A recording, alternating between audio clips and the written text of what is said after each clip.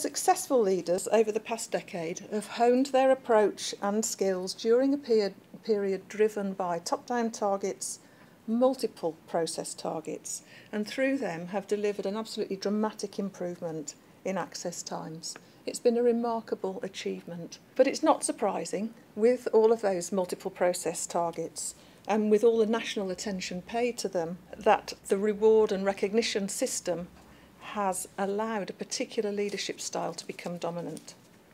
And as part of the National Leadership Council work with NHS top leaders, over 700 of them have taken a leadership diagnostic run by the Hay Group. Now, ideally, leaders deploy the whole range of leadership styles that they can be effective in a variety of contexts and tasks and elicit the best from their staff. But the summary was that as a group, NHS top leaders are overconfident and don't listen. The process identified relative development areas as aptitude in entrepreneurship, in inclusion, and in influencing. So in a service where an undercurrent of anxiety is endemic, our patients, their relatives, and for different reasons, professional carers, us as managers, politicians, it's not surprising that calm confidence is prized and the system has honed its ability to deliver it. The downside, of course, of this ability to deal with anxiety is that the system can be too easily reassured, closing down difficult questions too early, frustrating good staff who leave the service while those that remain become inured to deficiencies, justifying poor care and outcomes. There is evidence now that where the NHS has succeeded in making care sustainably and consistently good, leaders believe in and have invested in the engagement of staff.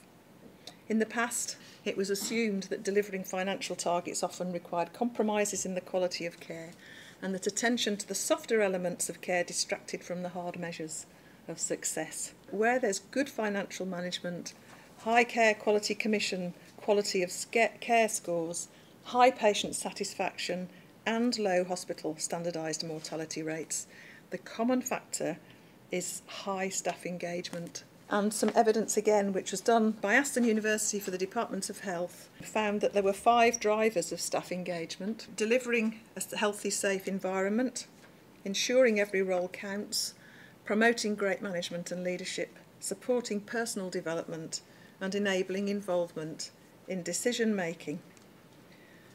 And we should ask ourselves, what assurance does our board seek that these drivers are in place? Looking across all sectors, McKinsey has found that purpose, meaning and engagement is key to organisational health, which in itself is essential for good performance in sustainably successful organisations. It's well established that successful organisations have a defined purpose underpinned by clear objectives and aligned accountabilities which are understood by staff as well as the board. It could be argued that the NHS has such a defined purpose set out in the original Act and expounded again in the NHS Constitution. However, the differing emphases driven by frequently changing political priorities and the plethora of instructions and guidance issued obfuscates the picture within organisations, and it takes a strong board or service manager to sift through them and focus only on what will add value to their services. It'll be increasingly important through a time of major change to a much more distributed health market within an austere financial climate, with increasing transparency and choice, to focus on creating meaning through engaging and harnessing the ideas and goodwill of staff while providing an environment of care coherent with their aspirations and values. It's essential in such a risky period to encourage the voicing of concerns where patient safety is at stake, and it's often the first thing to suffer.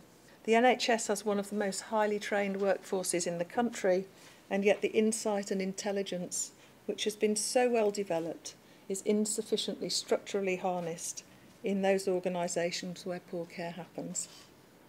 It seems unlikely to me that the NHS routinely recruits people with poor attitude or gives them too little training.